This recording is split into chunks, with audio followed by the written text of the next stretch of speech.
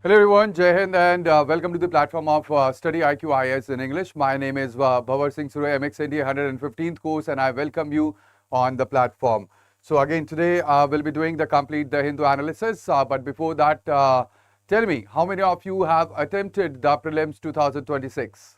How many of you have appeared in the prelims 2026 on Sunday, on 24th of May?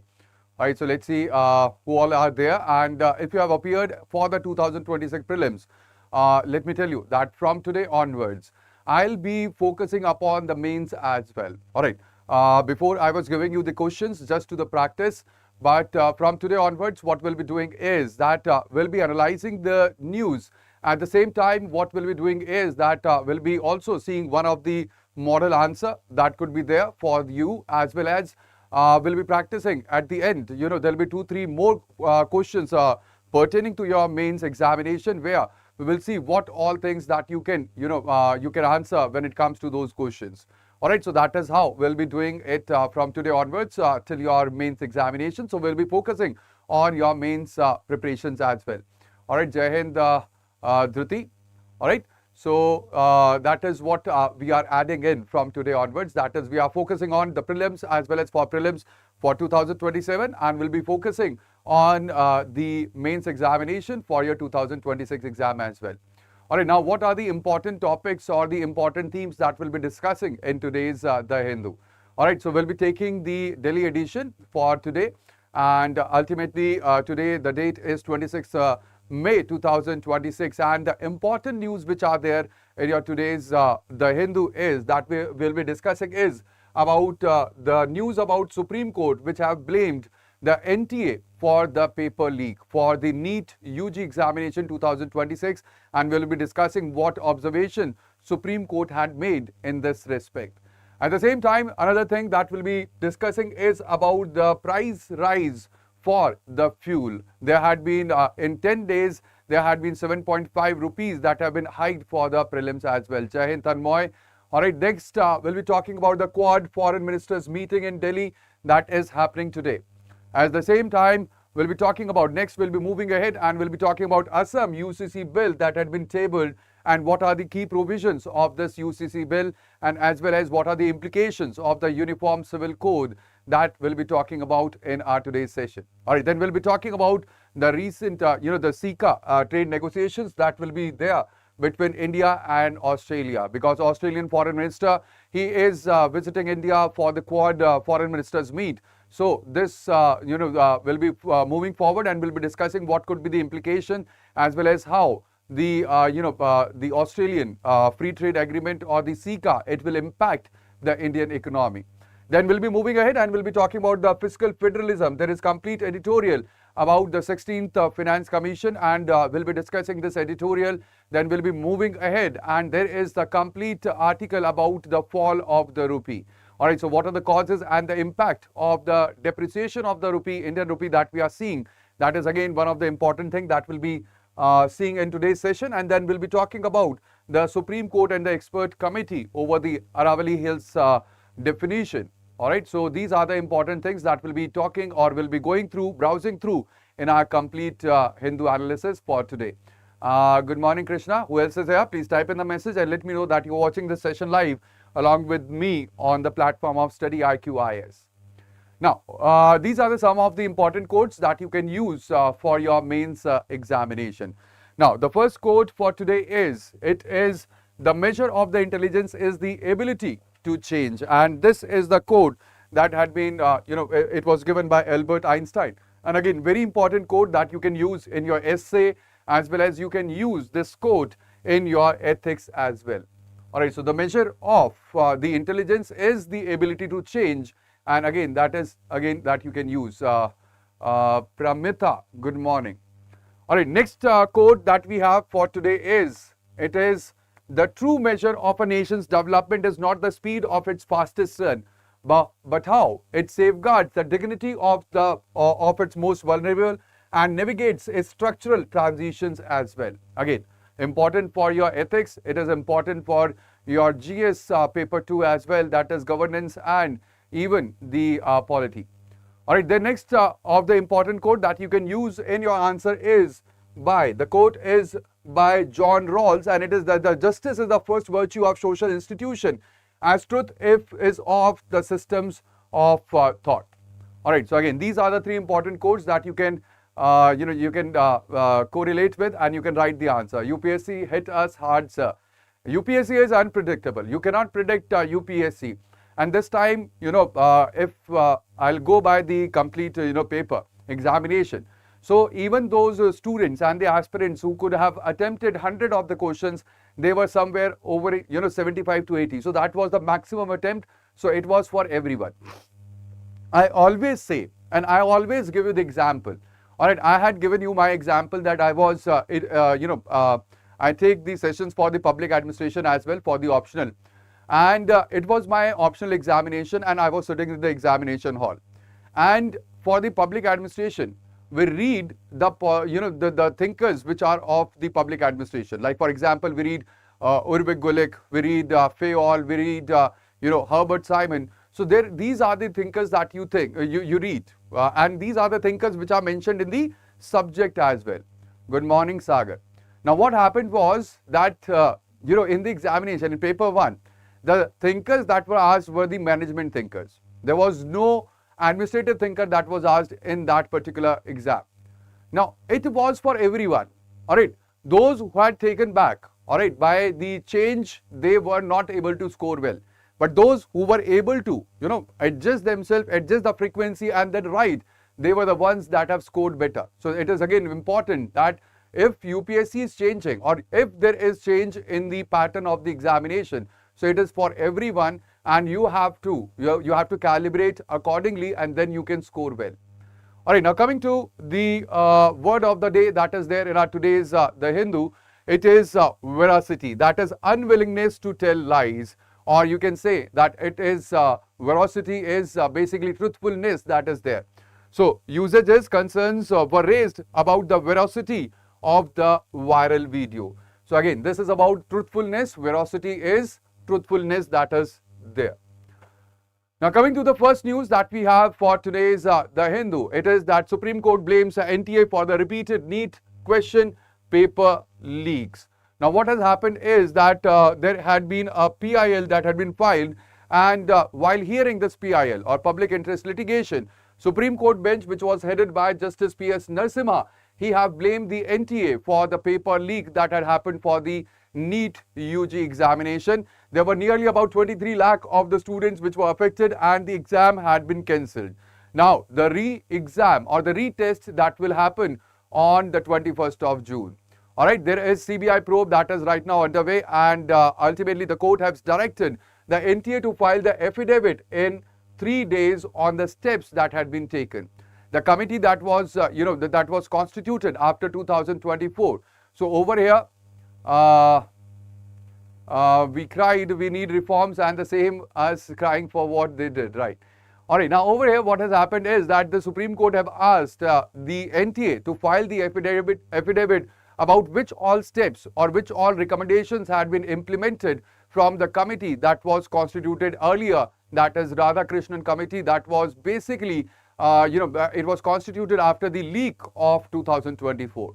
There is also notice which had been issued to Union Ministry of Education and NTA to replace or restructure the National Testing Agency. And when it comes to NTA, it is basically an autonomous body that is there under the Ministry of Education, and it is not a statutory body, or it has not been established by the Act of Parliament. Kundan, good morning. All right, now over here, when it comes to the NTA, it was created in 2017 under the Ministry of Education, and there was the first scandal that happened in 2024.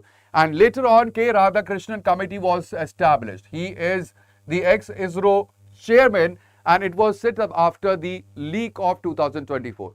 Now, over here, the key recommendation was to shift towards the CBT or the computer-based testing mode. Right now, it governs nearly about 1.09 lakh of the MBBS seats when it comes to NEET UG examination across whole of India. Now, when it comes to this particular issue, that is the leak of the paper, it is, when it comes to the constitutional provisions, so it directly impacts the Article 21A, that is right to education, as well as Article 14, that is equality. All right, and there should be the equality in the public examinations. That are the articles which had been, at the core of the complete paper leak that had happened. Now, over here, it is very important when it comes to the parliamentary accountability. It is very important that the NTA, it should be made a statutory body. All right, there should be an act that should be passed, and ultimately, law should be passed which should make the NTA or the National Testing Agency as the statutory body that should be there. And there should be the doctrine of accountability as well when it comes to the administrative law. So when it comes to the public administration, you must have seen that there had been three of the questions which were asked from public administration. So again, over here, it is very important that administrative law is what we learn or what we study in public administration, and there is doctrine of accountability. That was again which was asked in your prelims. So the doctrine of accountability is very important when it comes to the administrative law, and that should have been here. All right.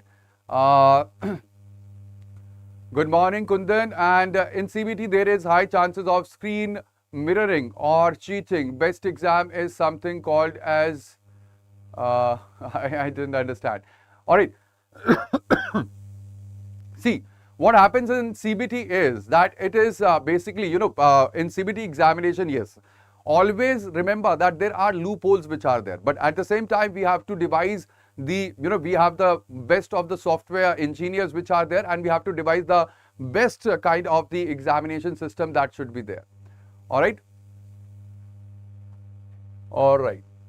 Now, over here, it is very important that when it comes to the NEET UG examination paper leak, so it is, when it comes to the political dimension, there had been the coalition of the interest group that are there, and they are, they are raising the questions over the paper leak that had happened. At the same time, BJP is facing the anti-incumbency on the education as well, and the NTA had to be restructured, and there is the right now, the very important thing that is required, that is that the legislative action should be there, and an act or the law should be passed, and the NTA should be made a statutory body. All right. At the same time, when it comes to the aspirant, so there is nearly about 2 lakh rupees that is spent per aspirant. And again, the repeat exam will cost the state as well as the family as well. So this has the economic imperative as well, and the coaching economy had been completely distorted because of the paper leak. Because ultimately, those of the students who get their hands on the leaked paper, they get benefited as compared to those students which are preparing hard, and they are giving their time as well as efforts as well.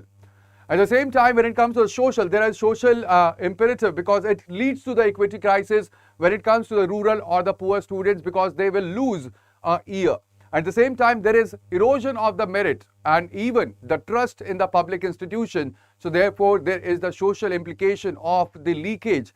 And also when it comes to the ethical, so over here, this is just equal to the institutional betrayal of these 23 lakh of the students which were there, or the aspirants which were there.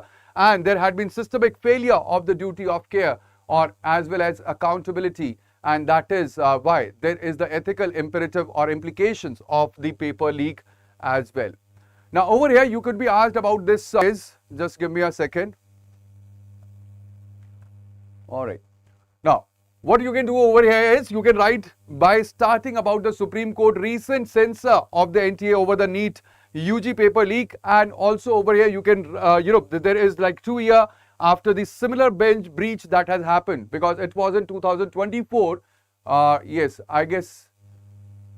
All right, it's buffering. Just give me a second. I thought this is happening only with me.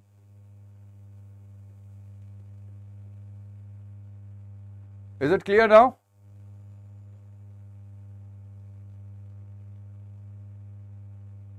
Is it clear now? Or is it even right now also buffering? Now it's okay. Oh, okay. Now it's okay. All right. Okay. Yeah, it buffered in between. I guess there was some glitch. It's okay. Now, when you are writing about, about this, you are writing the answer. So you can start by, adding that there had been Supreme Court, and Supreme Court had recently censored the NTA over the paper leak that had happened. And it had been 2 years after the similar breach that happened in 2024, and it exposes that there is a crisis when it comes to the India's examination governance ecosystem. All right, at the same time, there are lots of aspirants which had been affected. Along with the incident calls for the structural overhaul and not the cosmetic repair. Now, over here, it is very important that when you are writing the answers, all right, when you are writing the answers in your mains, you have to be very choosy and particular about the words that you are using. Now, when you are writing about structural overhaul and not the cosmetic repair, this create the impact on the first line itself, and that is in the introduction itself. Then moving ahead, you can write about the dimensions. The three dimensions that you can touch about is institutional, where the NTA had been registered as a society and therefore it lacks the parliamentary oversight, and we should convert into the statutory body, just like that is there in the United Doctors Front. That is what United Doctors Front it demands. All right, and ultimately that will ensure that there is the constitutional accountability of the NTA then. Then later on, you can touch the technological aspect or dimension as well, where the Radhakrishnan committee have recommended CBT or computer-based examination. Now, this actually reduces the single point of failure paper leaks. But at the same time, despite that there had been orders of the Supreme Court and the court, the CBT had not been implemented yet. And the third dimension that you can touch is the ethical dimension, where repeated leaks, it erodes the meritocracy, and this is a foundational principle or the promise that is there to the aspirants. All right, when any exam is conducted, so the exam conducting authority is making a promise to the candidates, and that is that there is the accountability. And when there are the repeated leaks, they erode that accountability and the meritocracy as well. All right, and ultimately there is Article 14 and Article 21A, that is education, which had been violated in spirit. Now, this is not just that you have to write in your examination. All right, what happens is that when you are writing just about the problem, so that is not what UPSC is asking. You have to write about what can be done or what should be the way forward. So over here, the way forward is that there should be immediate CBT transition. The statutory NTA should be made, or the NTA, it should be backed by a parliamentary law, and ultimately there should be a parliamentary audit, multi-layer paper scrutiny or security should be there with the encrypted digital delivery of the paper, so that there is no paper leak, and decentralized exam centers should be there so that we can reduce the logistics risk, and dedicated exam ombudsman should be there in our country, just like we have the ombudsman for the financial, or we have the RBI ombudsman. In the same manner, we can have the ombudsman for the papers or the examinations as well when it comes to the NTA. So that is how you have to write the complete answer, and if you write in this manner, all right, ultimately this will get you or fetch you the maximum marks. All right. Okay. Now coming to the next news that is there, it is about the price hike that had happened in the for the petroleum products, and there had been fuel price increase, that is 7.5 rupees after the fourth hike that had been there. Now because of this hike, obviously the opposition, they have cornered the ruling party, that is BJP, and BJP had hit out over the Congress over the fuel price hike comments which had been there. So both the parties, the opposition and the ruling party, they are throwing the comments on each other as well. I can't revisit the questions in prelims. What happened? What happened, lol? Yes. Now, when it comes to the recent hike, what had happened is that now, when it comes to the Delhi prices, the petrol is 102.12 per litre. At the same time, diesel is 95.20 rupees per litre in Delhi. And this had been the fourth hike that had been there in 10 days. And ultimately, when it comes to the OMC, so before the hike, the OMC or the oil marketing companies, they were losing 600 crore per day. Now, this had been the fourth consecutive hike that we have seen since 15th of May, and the total of the hike in the prices of the petrol is 7.5 per litre. Now, this is because of the West Asian crisis that is going on, that is Iran and US conflict and the blockade of the Strait of Hormuz, and ultimately that has resulted into the increase of the crude prices. Now, the Brent crude is right now at 104 to 112 per barrel, dollar in dollars, and the RBI foreign reserves is right now $691 billion as well. Now, the OMCs, they have absorbed the losses for nearly about 70 days before that this is being passed to the consumer, that is the people that are there. Now, over here, at the same time, the center have took nearly about 1 lakh crore revenue hit after cutting the excise by 10 rupees per litre. Now, please remember over here that when it comes to the petrol prices which are there, so petrol prices is that there is a base price, along with this there is central excise and the VAT that is levied. Alright, there is central excise plus VAT and the base price. When it comes to the total price of the petrol, nearly about 55% of it is actually the tax that we are paying. Alright, that is the central excise and the VAT. That actually amounts to nearly about 55% of the price of the petroleum. It would be helpful if you could add UPSC style questions after every article, minimum 4 options. Alright, so we already have them, but they are at the end of the session. So we discuss them. There will be prelim style questions. At the same time, when it comes to the recent change in the dimension of the UPSC prelims, so obviously next moving ahead, the prelim style questions will be in the same manner that were asked this time in the UPSC. Do not worry. Alright, Kundan. Over here, when it comes to the price rise, so over here you can see that the opposition, they are calling it the daily robbery, and the BJP defends it as the global crisis. And this has happened because of the rise in the Brent crude oil and the crude oil that is there in the globe. Alright, at the same time, there is the inflation which is being passed through, and ultimately that will lead to the increase in the CPI or the consumer price index, as well as the current account deficit. It is widening and it is at the risk because of the depreciation of the rupee as well.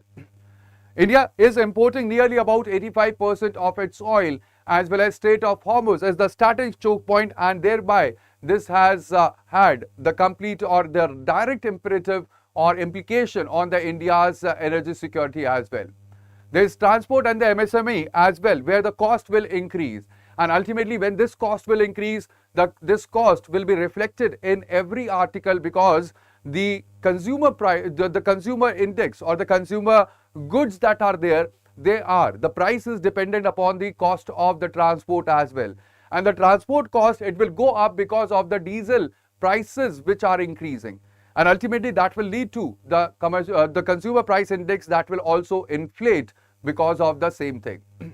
Alright, at the same time, the rural households, they will be hit hardest, and the revenue as well as the subsidy trade-off for the OMCs, that is the BPCL or the IOCL or the HPCL, that is also one of the important things that we must keep in mind when it comes to the fiscal regime that is there in India.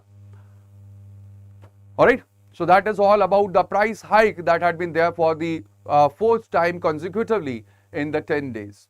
Now coming to the next important news that is there, it is about India and US ties and Iran crisis in focus as Quad foreign ministers, they are meeting today.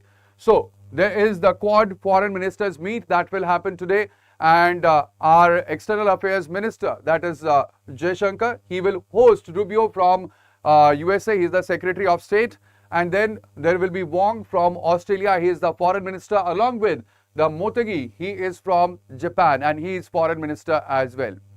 Now, this is the first Quad meeting that is nearly in about 11 months. The last Quad meeting was on 1st of July 2025. And the agenda will be to renew the mandate to discuss the Quad summit, or the India's hosting the Quad summit, as well as Iran crisis fallout. And there are the trade tensions which are going on right now between India and US, where US have imposed a 50% tariff on Indian goods. So over here, there is a rhetoric of Trump as well being anti-India that had been, portrayed by the article as well. But at the same time, Rubio have invited Prime Minister Modi to Washington, although he'll be going to the Washington or to USA itself late in the 2026, because ultimately there is the G20 meeting that will be hosted. So, of course, when it comes to Prime Minister Modi, he'll be going to the Washington, and he had been invited by the Rubio as well. And India and Australia, SICA, is also likely to be on the sidelines that will be discussed at this Quad foreign ministers meet. Now, when it comes to the Quad over here, it had been revived as the Leaders Summit in 2021, when the Prime Ministers and the head of the states, they started meeting annually, and that was when the summit had been revived.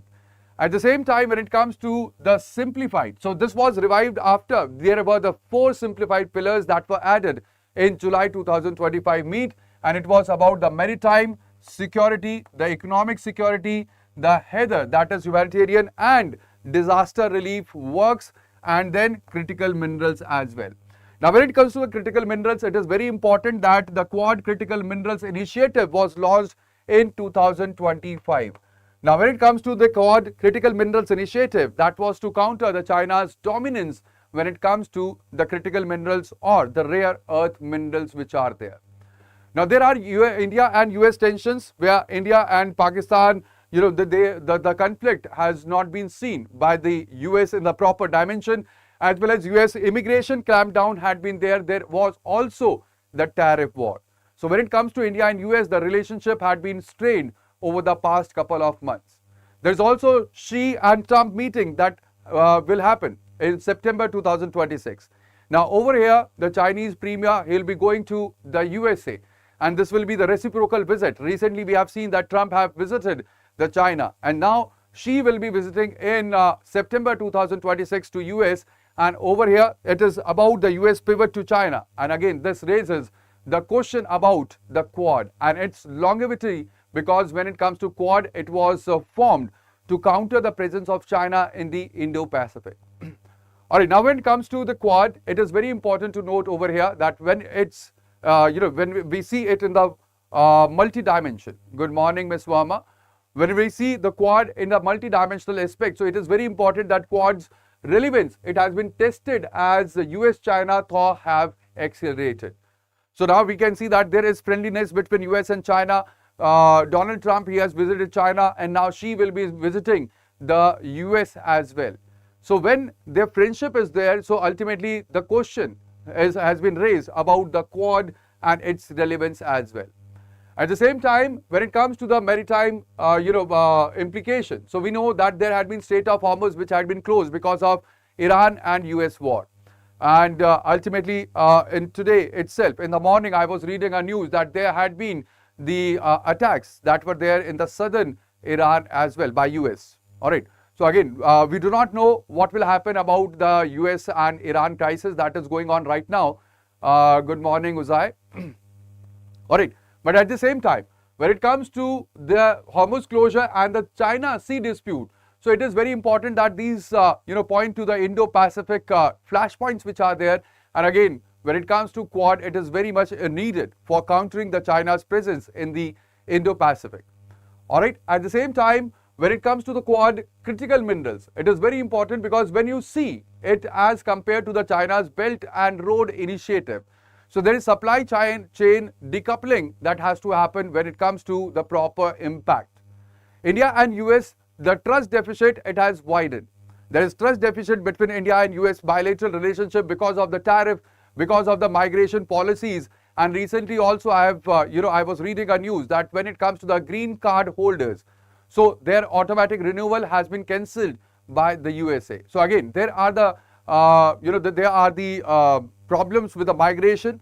There are the problems with the tariff because there is the tariff war that US have imposed on India. So again, there is a trust deficit and that complicates the unity between the Quad members. As well as when it comes to India. So right now we are in a dilemma about the strategic autonomy or alignment with the US. And ultimately in September 2026, India will be chairing the BRICS as well, or the BRICS summit as well. So it is very important when it comes to the Quad. So it is that we should formalize its or institutionalize the Quad Secretariat, as well as we should expand it to the ASEAN countries. Because the major purpose of the Quad is to counter the China's presence in the Indo-Pacific. So if ASEAN countries will be there and they will be aligned with the Quad, so that will create a major grouping for the Indo-Pacific nation. And we should separate the economic as well as the security tracks of the Quad as well. And these are the things that can be done when it comes to the Quad grouping, that is between India, Japan, US and Australia. All right. Now coming to the next important news, it is about Assam UCC, or the Uniform Civil Code. It will be the third state in India to have, if the bill will be passed. So UCC, it will be the third state in India that will have the UCC that will be implemented. Now when it comes to the Assam, it has become the third state after the Uttarakhand and Gujarat to table the UCC bill in India.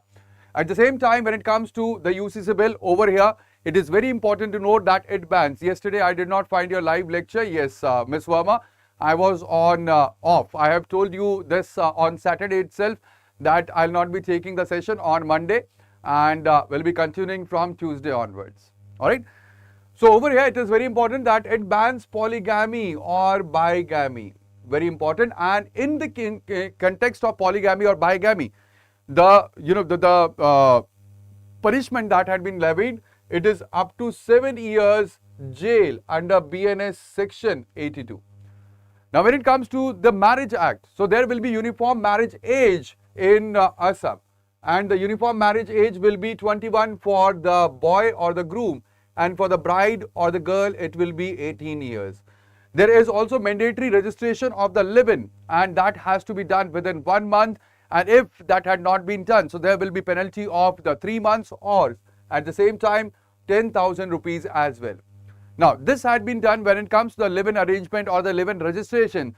This had been done because if the child is born out of the live-in relationship, so he could be provided with legitimacy. At the same time, the scheduled tribes, they had been exempted from the purview of the UCC or Uniform Civil Code. This bill also repeals the Assam Compulsory Registration of Muslim Marriages Act 2024 as well. Now when it comes to the constitutional provision, so in our constitutional provision, we have directive principle of state policy, and in that Article 44, it lays down the Uniform Civil Code, that is a non-justiciable directive that is there. Yes. All right. At the same time, Article 25 to 28, they provide with the freedom of religion, as well as we have Article 14 that provides with the freedom of, or the right to equality that is provided by the fundamental rights. Now there had been a kind of tension between these two rights. All right, we have the right of religious freedom and the right to equality. Now when we talk about the UCC, it lays down the right to equality, or everybody is equal in the terms of civil laws as well. Now civil laws are basically the laws that govern the marriage, they govern the inheritance, and also they govern the divorce and the other aspects.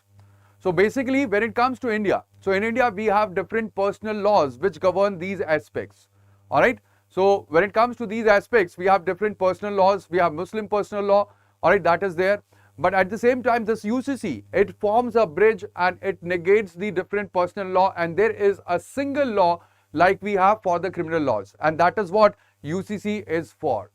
All right. Now over here, it is very important again that when it comes to the personal law and the we have the state list entry 5 as well, that is given under the Article 246 as well as the Schedule 7 that is there. All right, because when it comes to the framing of the civil laws, it is also under the state list entry 5.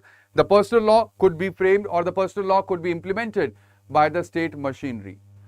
At the same time, there is also very important that when it comes to the UCC, so the UCC debate, it started when it comes to the Shah Bano case in 1985. Later on, the Supreme Court also pushed it in Sarla Mudgal case in 1995 as well. But at the same time, very important point that you must note, that when it comes to the 21st Law Commission report in 2018, it said that UCC or the Uniform Civil Code is not feasible at the present. Now, first state to implement the UCC is Uttarakhand. And when it comes to Goa, UCC had been there in Goa, but it is not implemented through the passage of the law. All right. Right. But what about the secular character of our constitution? So when it comes to secular character of the constitution, we have to understand that it is not the Western secularism that we are talking about. It is about the that all the religion that are there, they are equally treated by the Constitution of India. All right. So yes, that is what I have said, that when it comes to the tension, so there is the tension between the freedom of religion that is provided under the Article 25 to 28 and Article 14 that provides with the equality. So of course, when it comes to the right of the secular or the state of the India, that is secular state, so that had been given under the freedom of religion. So of course, there is a tension when it comes to the UCC, and thereby it had been a contentious debate when it comes to implementation of Uniform Civil Code throughout the country. And that is one of the reason why the central government, it does not want to risk and implement this in whole of the country. All right. Now coming to the next important editorial that is there, it is about the India and the Australia bridging the trade and trust barrier. So when it comes to India and Australia, so Australian Foreign Minister, he is Penny Wong, he is in India for the Quad Foreign Ministers meeting. And the CICA talks, they are gaining momentum, and it would expand the 2022 ECTA that is between India and Australia already. So there is an economic pact between India and Australia that was signed in that was signed in 2022, where the Australia have opened 100% of its market access. All right, so we have 100% of the market access for the Australia, but when it comes to India, our market access is nearly about 70% and 91% by value. Now when it comes to the CICA between India and Australia, Australia demands parity, that if we are opening 100% of the market, then India should also open 100% of its market for the Australian goods. Now there is bilateral merchandise that have increased, and you can see that it has increased twice, all right, or 2 times when it comes to the CICA or the ECTA that was signed in 2022. So you can see that in 2021 the trade was $12.2 billion, and it has increased twice to $24.1 billion in fiscal year or financial year of 2025. Now over here, it is very important that there had been a recently launched initiative between India and Australia, and that is India-Australia Smart Farm Network Initiative. So this had been recently initiated between India and, or launched between India and Australia. All right, now over here it is very important when you see that when it comes to the exports, so the complete trade structure is that we have nearly about 2/3 of the bilateral merchandise trade, which comprises of the exports from Australia. So this is not favorable. All right, we are importing more products from Australia as we are exporting back to Australia. So you can see that we have nearly 2/3 of the bilateral trade that comprises of Australian exports, and when it comes to the services bilateral trade, it is more than $10 billion. At the same time, when it comes to the services bilateral trade, you can see again over here that Australia is at the you can say benefit, because the Australian education alone in the terms of services, it comprises of this for nearly about 60%. Now when it comes to the foreign direct investment of India in Australia, it is 32 billion. Again over here you can see that when it comes to the foreign direct investment of Australia in India, it is quite less, and that is $18 billion itself. At the same time, there is the problem when it comes to the free trade agreement or the comprehensive economic partnership agreements which are signed between two countries. So India wants to protect its farm economy, or India wants to protect its agriculture economy, because when it comes to the agriculture sector, or when it comes to the GDP, so in the terms of GDP, you can see that the agriculture, it contributes to 16%. At the same time, in Australian GDP, the agriculture is just about 2.5%. At the same time, when it comes to the Indian farm, the average farm is just 0.73 hectare, but at the same time in the Australian farm, the average farm has, or it is of 1400 hectares. So you can see the asymmetry, and at the same time you can see the problem that is here. When it comes to the problem, when it comes to the Indian framework, so in India we have the subsistence agriculture that we follow. All right, we have subsistence agriculture that we are following in India, but at the same time when it comes to Australia, in Australia it is basically, all right, there is subsistence or intensive agriculture, but when it comes to the Australia. So in Australia, they are following the export oriented agriculture. So ultimately what will happen if India will increase or India will open the agriculture sector for the exports of Australia, so then we will be at the disadvantage, and that is why it is very important that India should protect its agriculture domain when it comes to any of the economic partnership that is between India and Australia as well. Yes. All right. So when it comes to the challenge, so there are certain challenges when it comes to the trade or the trade partnership between India and Australia. The first is the agriculture excess, where Australia is pushing for the wheat, dairy and chickpeas as well. At the same time, another challenge is about the education services imbalance, where India gets lower benefit in the terms of the services trade between India and Australia.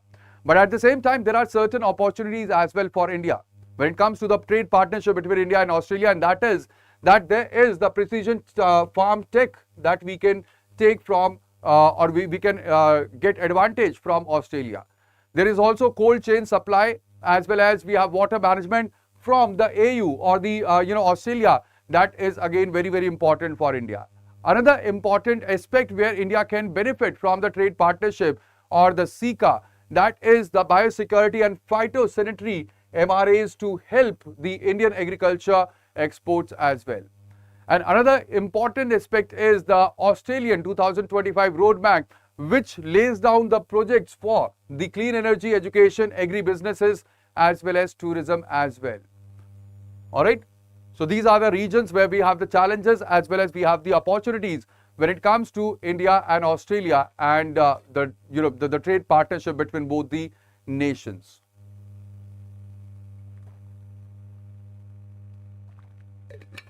Yes, most of the agriculture, it depends on the rain-fed system. That's true.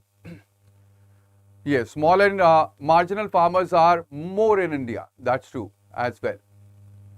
Right. Many farmers perform monoculture due to lack of irrigation facilities. That's also true. All right. Right. Now coming to the next important article, and again this is an editorial. It is about Finance Commission transfers and the equity issue. Now this is about the 16th Finance Commission, and the key findings of this editorial is that it says that the 16th Finance Commission, it had retained 41% vertical devolution, same as that was of the 15th Finance Commission. Also, it has abolished, the 16th Finance Commission, it has abolished the revenue deficit grants, please remember. All right, important for your prelims as well as for your mains. Also, the state or the sector specific grants had been removed or they had been abolished. When it comes to the income distance weight, the weightage is 42.5%. Then comes the population weightage, and that is 17.5%. Then the area, that is 10%, and the forest, they had been provided with 10%. So that is the weightage that is there, and there is another criteria that had been added, and that is state's GDP contribution. Over here, it is very important that it had been square root that had been transformed, and this had been, or the state's GDP contribution in square root, so this had been provided with 10% of the weightage. Now over here, when it comes to the complete scenario, the southern states share, it has risen significantly or slightly to nearly about 17%. The large beneficiary states, there are nearly about 50% that you can see. The total vertical transfer that will be there, it is to the tune of 104 lakh crore rupees over the award period that will be there. Now over here, it is very important that when it comes to the Finance Commission, so the Finance Commission is basically, it is constituted under the powers that is given under the Article 280, that is for the constitution of the Finance Commission after every 5 years by the President of India. Now the Finance Commission is basically about the devolution of the finances between center and states, that is the vertical devolution, and between states as well, and that is called as horizontal devolution. So there is vertical as well as horizontal devolution, that is the perspective in which the Finance Commission it works. Now there is Article 275 and 282 as well, which is where we have the grant and aids to the state. Now over here, it is very important that when it comes to the vertical imbalance, so the devolution was important, or it was necessary because center collects more than the states. All right. So when center is collecting more than the states, so it is important that the center, it must give money to the states as well. And when it comes to the horizontal devolution, so there is interstate equity that has to be maintained, and both the devolution, whether it is vertical or horizontal, that is done by the Finance Commission. Now, very important when it comes to the cesses and surcharges. All right, when it comes to the cesses and surcharges, they are not shared with the states. The revenue that the government gets from cess and surcharge, they are not shared with the states, and this is nearly about, or it has exceeded 15% of the gross tax revenue. Now over here the states have demanded that when it comes to the cess or surcharge, that should also be shared with the states, or otherwise it should be capped at maximum 8% or 10%.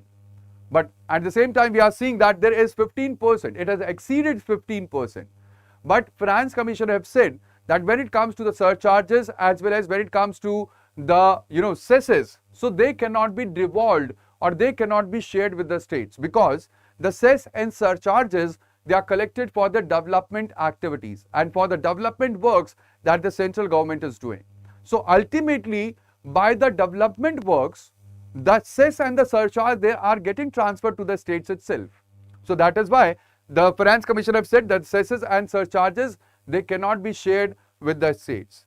Now when it comes to the 15th Finance Commission, so in 15th Finance Commission you can see that Bihar, it got like 9.87%, the UP it got 17.62%, and Karnataka it got 3.64%. But now after the recent devolution, the share of the Karnataka, it will increase to 4.13%, and the square root transformation of the GSDP, it has reduced the advantage of the rich states which are there, and that is, it has been given 10% of the weightage in the complete devolution that is there.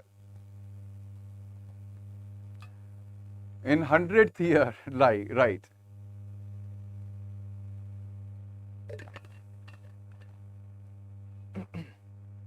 Right. Alright, so when it comes to the complete article, you can see over here that it is very important that when it comes to equity and efficiency, so there is a tension. Alright, there is a tension between equity and efficiency, because the 70% of the weight, the 70% of the weightage, that is on the equity criteria, but there is just 30% of the weightage criteria that is on the efficiency. So whether the states, they should focus on the efficiency or not, that is not the primary focus when it comes to the Finance Commission. At the same time, the South India had been penalized for the good demographic performance, because they have low fertility, ultimately they have low weightage because they have the low population that is there. Alright, there is also the delimitation fear that we are seeing after the census 2027, and ultimately the population based criteria, after the delimitation there will be the loss to the southern states that will be there. Bihar is spending right now 937 rupees per person on the health, as compared to Arunachal, where the same thing is 10,148. So you can say that you can see over here that the gap, it persists despite the transfers which are there. And the state have demanded that there should be 50% vertical share that should be there, which had been capped at 41%, and it has been kept at 41% as it was in 15th Finance Commission. There is cap on the cesses that the state have demanded, that it should be just like 8 to 10%, and to include the non-tax revenue in the divisible pool as well, because the central government, it also gets revenue from the public sector enterprises, it gets the revenue from the RBI transfers as well. So the states had demanded that the non-tax revenue should also be there in the divisible pool, but that was also not taken into the account. Right. Now over here you can see the comparison between 15th and the 16th Finance Commission. When it comes to income distance, over here in the 15th Finance Commission it was 45%, but in 16th Commission it had been reduced to 42.5%. When it comes to population, now the weightage of the population have increased, and it was 15%, now it is 17.5%. The area, it had been decreased from 15% to 10%. Alright, at the same time the forest and ecology, it has been kept same at 10%. There is demographic performance which had been reduced again from 12.5 to 10%. And over here we had the tax effort that were there in 15th Finance Commission at 2.5%, but now there is contribution to GDP or the GSDP in the square root that had been given the 10% of the devolution in the 16th Finance Commission. Again, important for your prelims, please remember the chairmans as well. All right, very important. All the Finance Commission chairmans, you must go through them and you must remember. All right. Now coming to the next important news that is there, it is the Indian rupee and why it is falling. Again, a very important article that you can see why the rupee is falling as compared to dollars in the global market. Now when it comes to the complete news, so you can see that the rupee is right now at in May 2026 it was 96 rupees per dollar.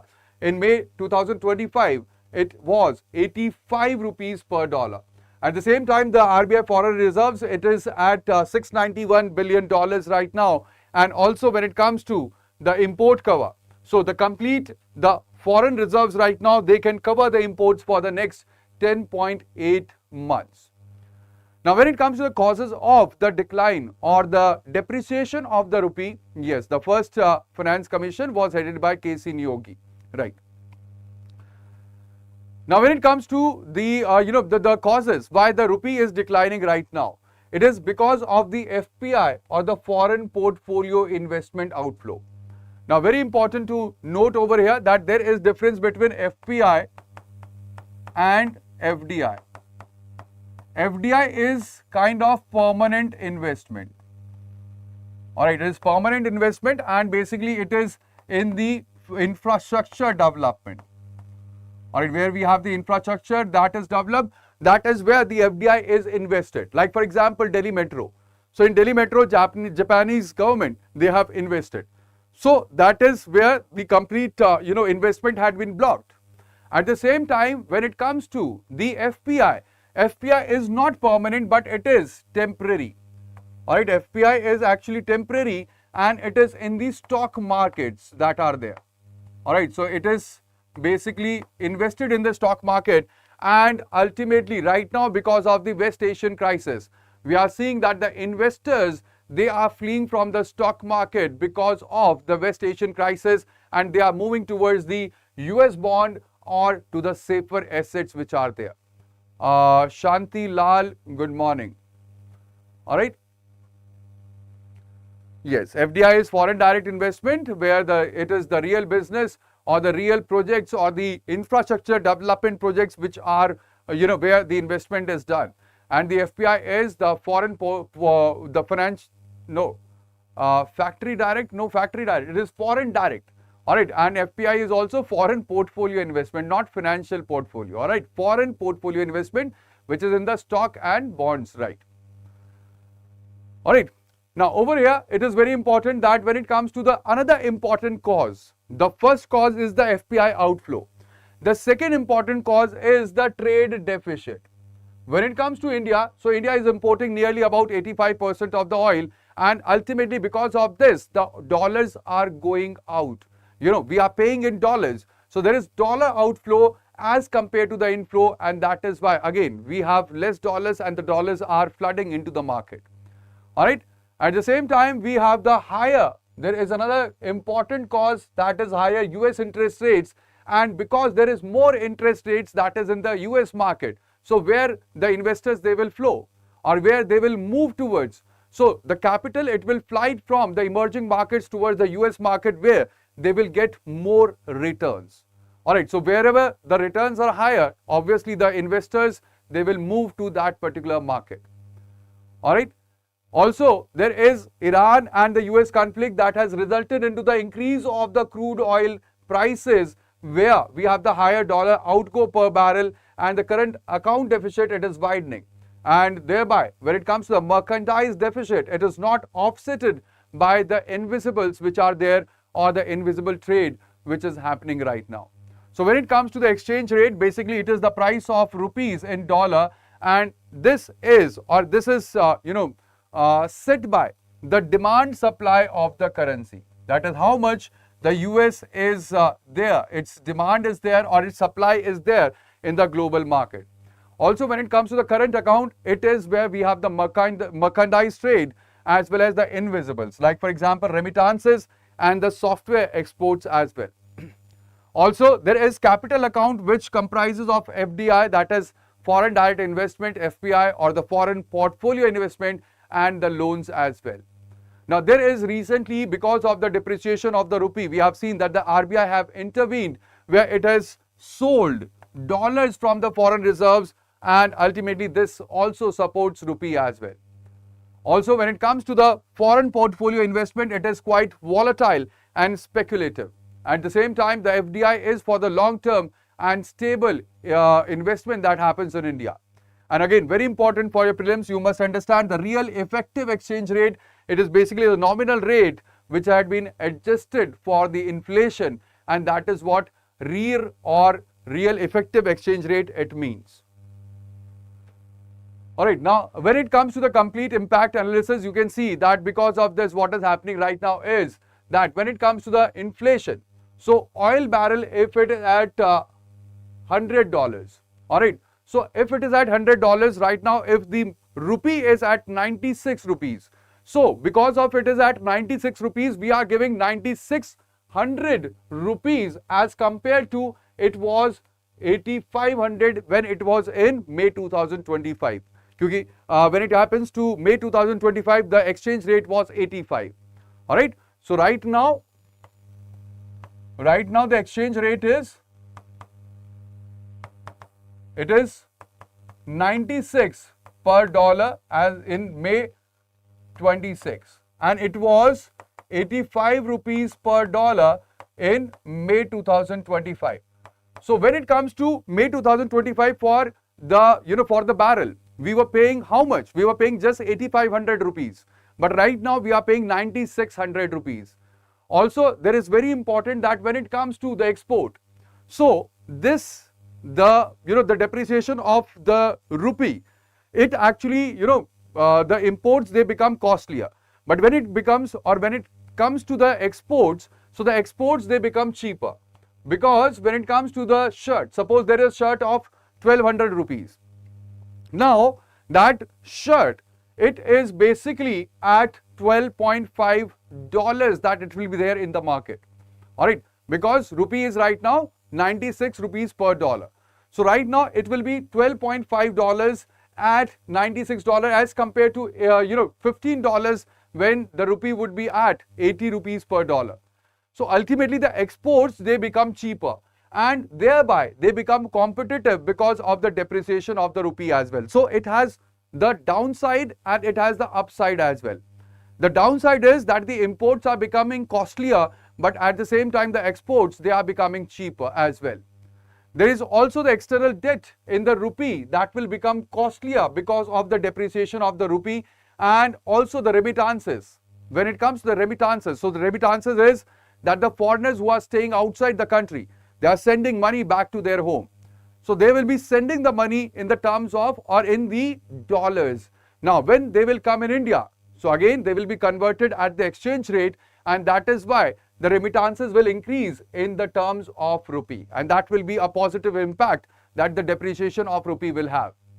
There is also energy transition imperative that we are seeing, because the depreciation, it will risk the oil dependence risk as well. And what is the way forward? The way forward is that we have to regulate the speculative FPI or the foreign portfolio investment. At the same time, we should expedite the renewable energy transition in India and export promotion, as well as we should invoice in rupee itself. Alright, and that is why we have the direct rupee. That is another topic that I have taken a complete session about. Alright, foreign portfolio inflows strengthen the domestic currency while sudden outflow create depreciation pressure. That's true. Alright. Now coming to the next news is about greater public participation. Talks with the stakeholders vital. Supreme Court on defining the Aravalli Hills.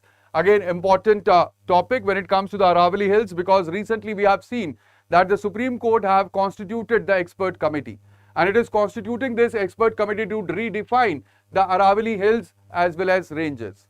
What happened in Supreme Court was in November 2025, the Supreme Court had defined the Aravallis, and at that point of time, the Aravallis were basically reduced, and ultimately there were just 1048 hills as per the November 2025 judgment.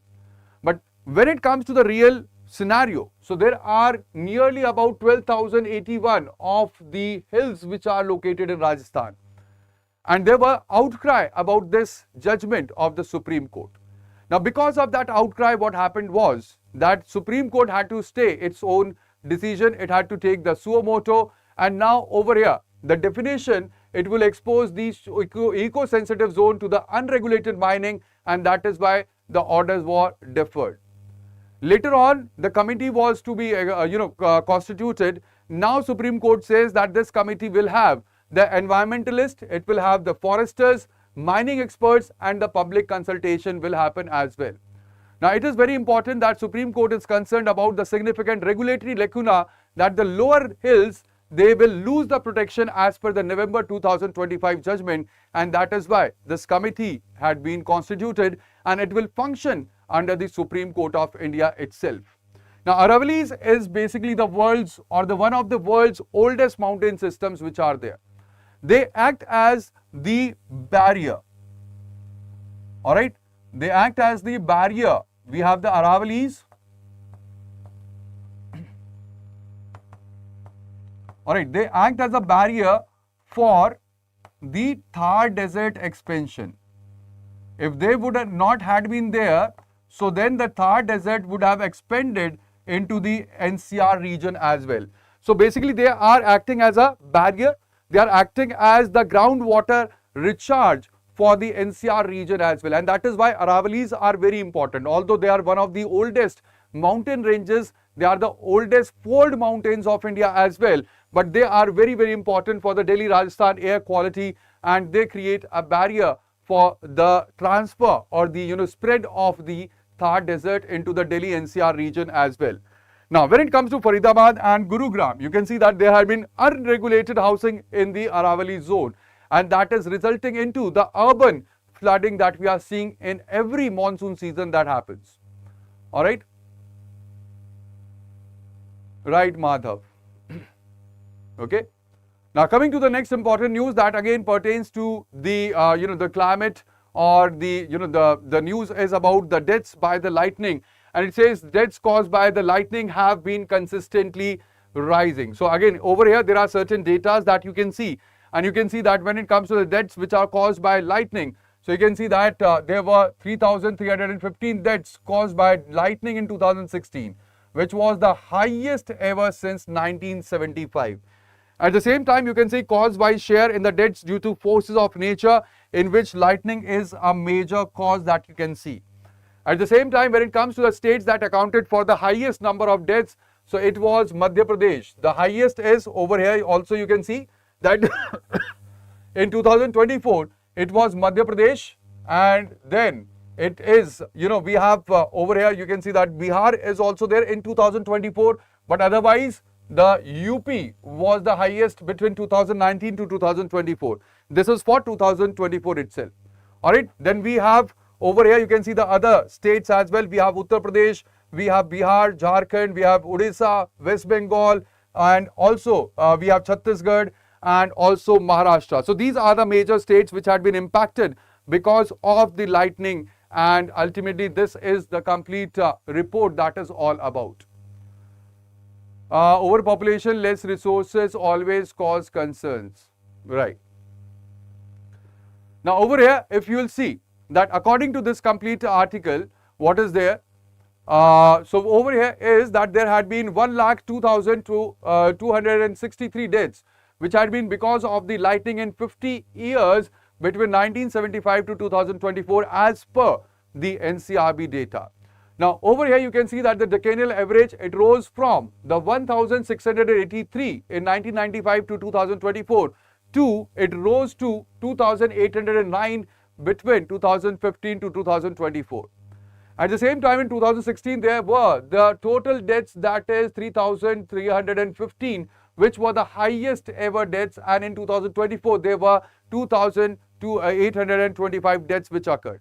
The states which had been mostly affected by the lightning are Madhya Pradesh, Bihar, Uttar Pradesh, Odisha, Chhattisgarh, where most of the deaths, that is nearly about 60% of the deaths by lightning have occurred.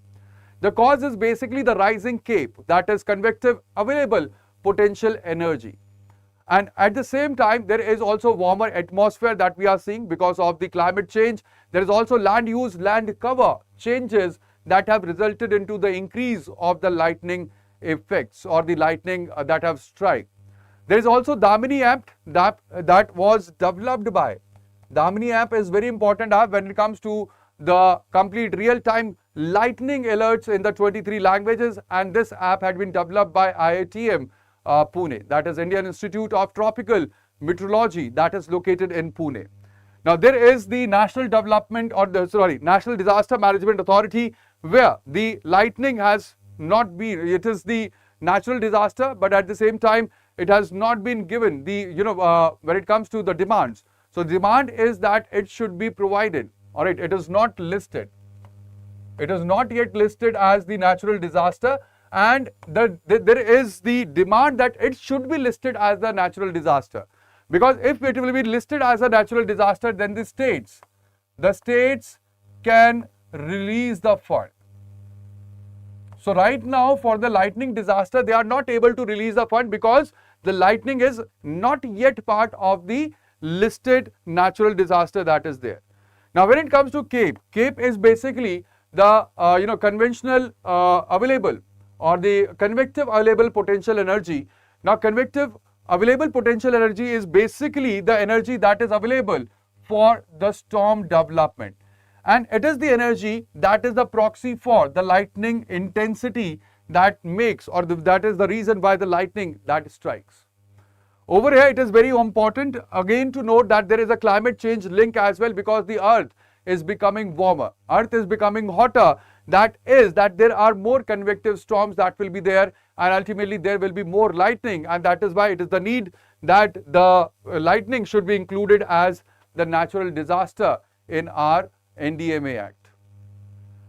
Right, now coming to the next important news that is there, it is about the problem that is going on in Manipur right now. All right, in Manipur what has happened is that the hundreds of Nagas, they have staged a protest rally in Imphal.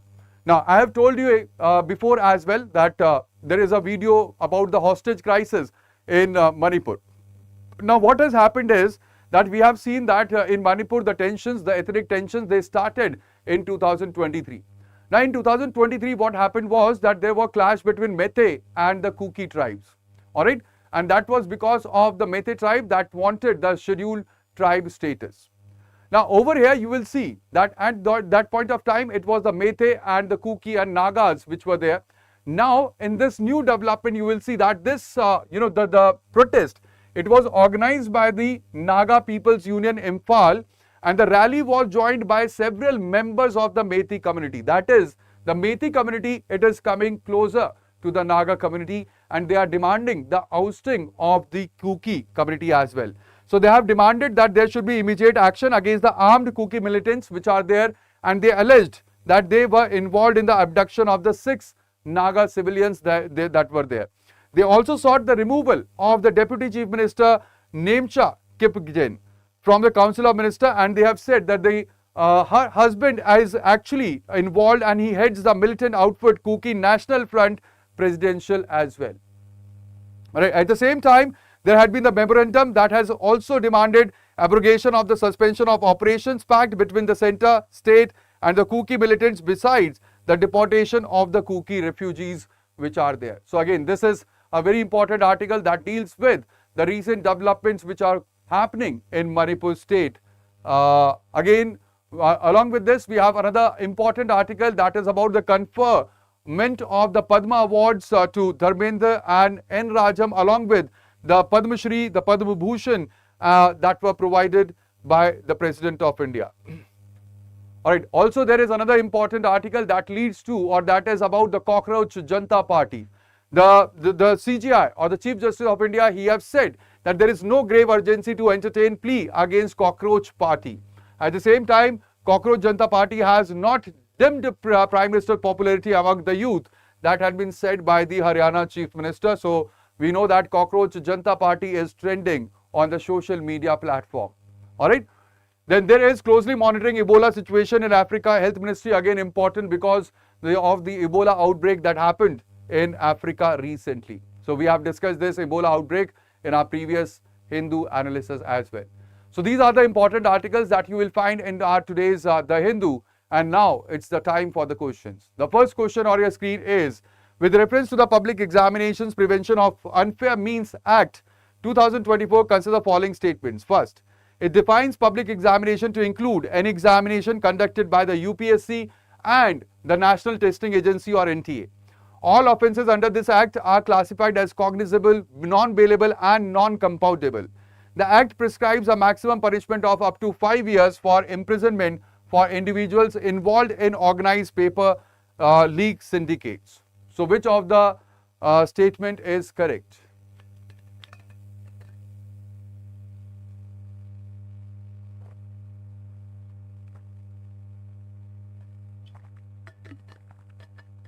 Right, Krishna. Anything that you say against the government, you will be labeled as, something who is anti-nationalist. So over here, what will be the right answer, Reshma? It will not be it will not be B. Alright, the right answer here is A, that is 1 and 2. Because when it comes to the act, it prescribes a maximum punishment of up to 10 years. Alright, up to 10 years and even 1 crore rupees fine in the case of the organized paper leak where we have the syndicates which are there. So in the case of syndicates, it is 10 years and 1 crore of the penalty that had been prescribed by the act, and the rest 1 and 2 are correct. Alright, and that is why the third statement is incorrect here. Now coming to the next question that we have for today, it is the Uniform Civil Code Assam 2026 bill tabled recently in the State Assembly provides for which of the following? First one is full exemption from its provision for all scheduled tribes residing in the state. Second, compulsory registration of all marriages and divorces. Third, mandatory registration of live-in relationship within 1 month of their commencement. So, select the correct answer using the code given below.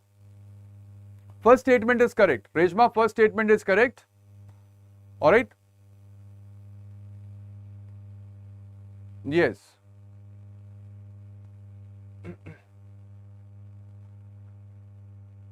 Alright. Now over here, what will be the right answer? For this, yes, all are true. So again, it will be D. For the second question, the right answer is D. That is 1, 2 and 3. Alright. Coming to the next question, we have question number 3 with reference to the 16th Finance Commission, that is between 2026 to 2031. Consider the following statements. First, it maintained the state's vertical share in the central taxes at 41%. Second, it introduced contribution to GDP as a horizontal devolution criteria replacing the tax effort. Third, it continued the system of revenue deficit grant to assist states facing fiscal deficits. So what will be the right answer here? Right. The correct answer is B, because third is incorrect. It has discontinued. It has discontinued the system of revenue deficit grants to assist the states facing the fiscal deficit. So third statement is incorrect, but first and second, they are correct. Now coming to the next question, consider the following statements regarding census towns in India. First, they are defined as settlements with a minimum population of 5,000 where at least 75% of the main working population is engaged in non-agricultural pursuits. Administratively, they are governed by the urban local bodies like municipal council. Third, over the last 2 decades, the number of census towns in India has increased by more than 150%.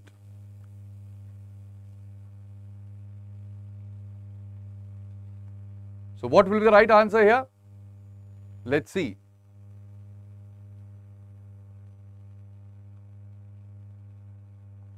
It's C. That's true. It's C. Right.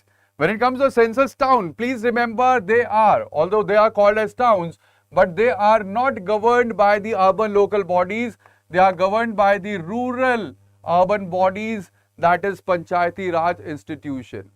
Alright, they are governed by the not by the urban local bodies. Census towns are basically where we have the settlements with a minimum population of 5,000 and at least 75% of the population, main population, it is working in or engaged in non-agriculture products or pursuits which are there.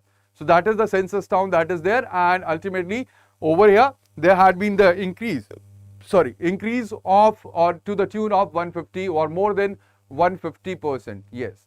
So it is, they are governed by the rural bodies, that is Panchayati Raj, and not by the urban local bodies, and that is why second statement is incorrect. Alright, next. With reference to the India-Australia Economic Cooperation and Trade Agreement, that is ECTA, signed in 2022, which of the following sensitive agriculture products were kept out of the tariff related or tariff reduction schedules? So we have wheat and rice, dairy products, sugar and chickpeas, sheep meat. Select the correct answer using the code given below.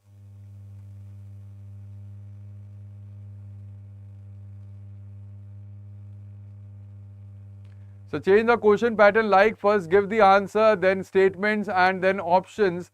That's how UPSC killed us. Can't even use elimination techniques. Right. See, when it comes to UPSC, you have to have the understanding. If you have the understanding, if you have the knowledge, so then you can attempt it easily.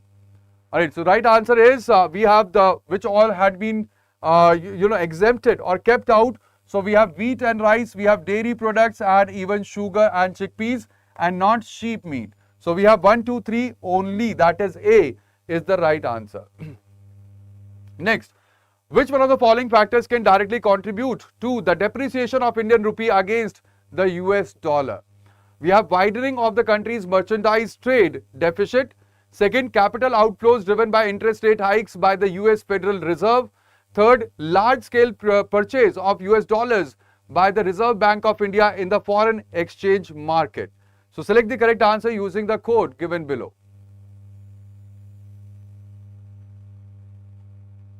It is the scenario that we are seeing for the past couple of years, Madhav. Alright. So it is about which of the following factors can directly contribute to the depreciation of the Indian rupee. Alright. So why not third? Why not third, Reshma? See, when RBI is infusing dollar. Right now we are seeing RBI is infusing dollars. So what is it is doing? It is increasing the supply of dollar. Alright, supply of dollar is getting increased when the RBI is infusing dollar into the market, and the supply will get increased. When the supply will get increased, what will happen? So the rupee, it will get appreciated.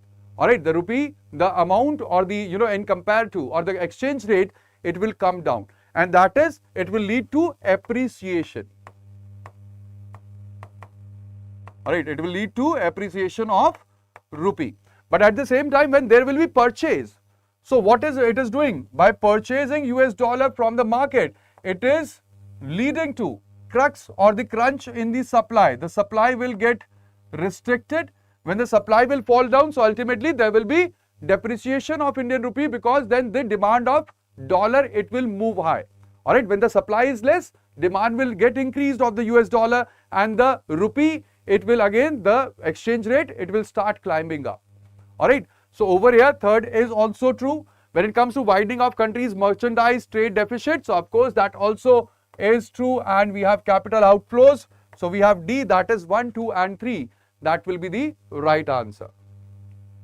Next, consider following statements regarding the classification of natural disasters in India. First, lightning is currently included in the national list of notified disasters eligible for automatic funding under the State Disaster Response Fund or SDRF.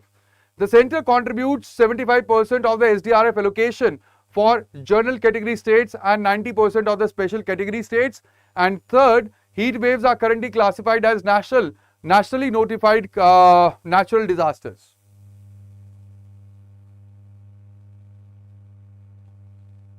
Yes, for the seventh it is A, that is 2 only, because the first and third statements are incorrect. I have told you about heat waves. We have discussed about heat waves in the previous sessions. They are not classified as nationally notified disaster or natural disaster. All right. At the same time, lightning is currently not included in national list of the notified disaster eligible for automatic funding, and that is the demand of the states that it should be included in the automatic funding disasters as well. Right. So over here, these are the questions that were there for the prelims. Now, when it comes to the mains, so prelims is over, and if you are going for the mains, you can practice these questions. The first question is, critically examine the role of the National Testing Agency in India's examination ecosystem in light of repeated paper leaks. Should NTA be reconstituted as a statutory body accountable to Parliament? Suggest a comprehensive reform roadmap. So over here, you can start with the foundation of the NTA in 2017 and the constitutional right to the meritocracy as well.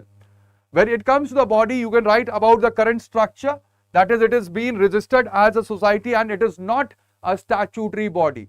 Then you can talk about the K. Radhakrishnan Committee recommendation, that is about the CBT and the decentralization, and then you can talk about the parliamentary accountability argument as well.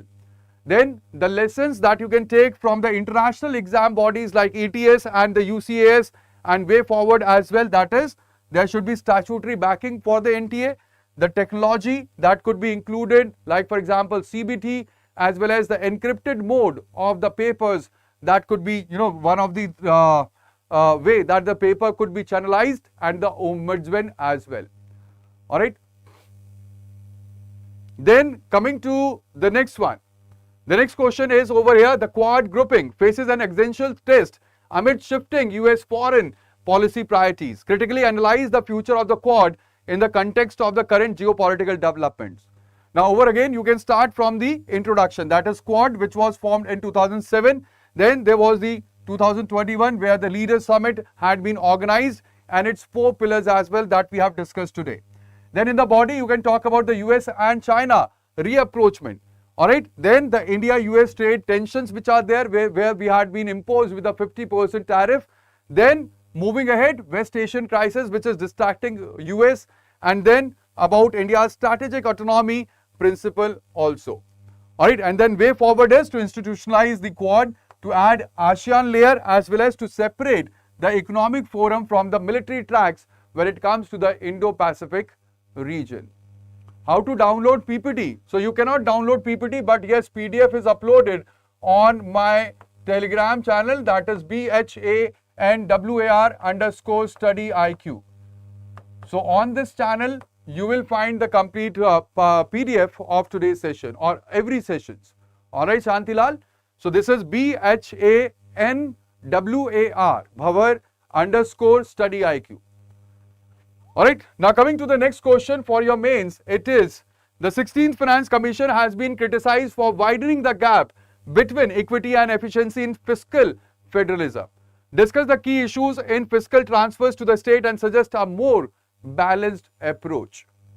So over here, it is, you can start with the introduction, that is Article 280 and the provisions of the Finance Commission, and also that it is important for the vertical and horizontal fiscal distribution where we have the imbalance which is there. Then in the body, you can talk about the 41% devolution that has been, for the vertical devolution that has been made by the 16th Finance Commission. Then the square root GSDP which penalizes the performing states which are there. Also the southern states declining share because of the population, and also the cesses which had been kept outside the divisible pool. And when it comes to the spending, you can also, when it comes to the health spending, you can see that where we have the Bihar, there is 937. For the Arunachal Pradesh, it is 10,148 rupees per person. Then the way forward, it has asked, so it is that there should be principal component analysis for the weightage which are there. And we must include the cesses as well in the divisible pool, and performance linked grants should be there that will, that will infuse the motivation into the states to bring the fiscal consolidation as well as fiscal regime into their complete processes. All right. So that will be all in today's session. Thank you very much, guys. But at the same time, if you are preparing for Civil Services 2027 or for 2028, so you can join the Foundation P2I batch, that is resolution for 2027-2028, which is based on our smart model. Now this smart model, it makes you exam ready for your prelims, for your mains and for your interview as well. Right now you can use the code that is BRS Live, and the batches, they will be starting from 27th of May, and you can join this GS Foundation course on the platform of StudyIQ. Now any doubts that you have, I can entertain your doubts now. Thank you, Ms. Verma. I know how to cook Maggi and chai. Welcome to my category, Kundan. I also just know about how to cook chai or how to make chai, not cook chai, how to make chai and Maggi. All right, thank you, Kundan. Thank you, Reshma.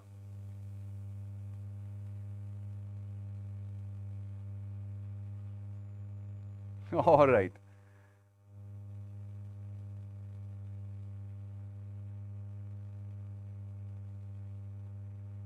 Thank you, Ramu. Thank you very much. Thank you, Krishna. All right. Thank you, everyone. All right. So we'll see you tomorrow at the same time. That is at 9:30 a.m. where we start off with our the complete the Hindu analysis. So that would be all. Thank you. Bye-bye. Take care and Jai Hind. Thank you. Bye-bye. Thank you. All right. You cook in cooker. All right. All right.